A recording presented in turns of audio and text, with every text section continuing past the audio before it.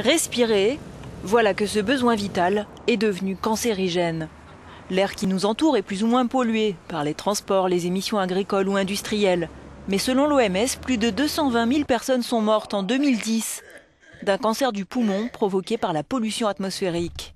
Les scientifiques ont abouti à ces chiffres à l'issue d'une compilation de milliers d'études sur la santé d'hommes et de femmes menées durant des décennies. Dans les 40 dernières années du programme de monographie, il y a eu plus de 950 agents qui ont été évalués, que ce soit une fois ou de façon répétée, pour savoir s'il y a de nouvelles preuves importantes. Et plus d'une centaine d'entre eux ont été classés comme cancérigènes pour les humains. C'est le groupe de classification le plus haut, ça veut dire que nous savons que c'est la cause de cancer chez les humains. Les particules polluantes sont classées en plusieurs catégories.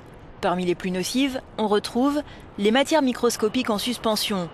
Par exemple, les PM10, appelées ainsi parce que leur diamètre est inférieur à 10 microns. Elles proviennent surtout de la construction. Les PM2,5 sont, elles, issues de la combustion du feu de bois, des vapeurs industrielles et du diesel, qui avait déjà été classé cancérigène en 2012.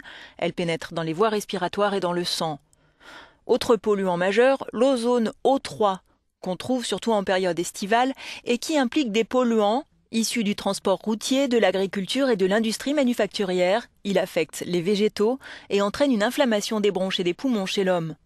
Les oxydes d'azote provenant de la combustion des moteurs de voitures et des centrales électriques augmentent quant à eux la fréquence et l'intensité des crises d'asthme.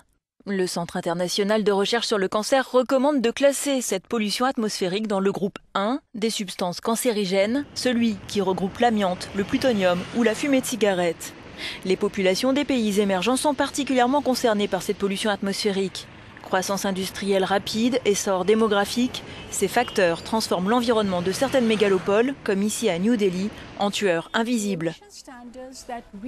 Cette militante indienne explique que les normes concernant les émissions polluantes accusent un retard compris entre 7 et 12 ans par rapport à l'Europe. Pourtant, l'air de nos villes européennes est loin d'être sain. Selon l'Agence européenne de l'environnement, 90% des habitants urbains de l'Union européenne respirent des concentrations de polluants considérés comme très nocifs pour la santé.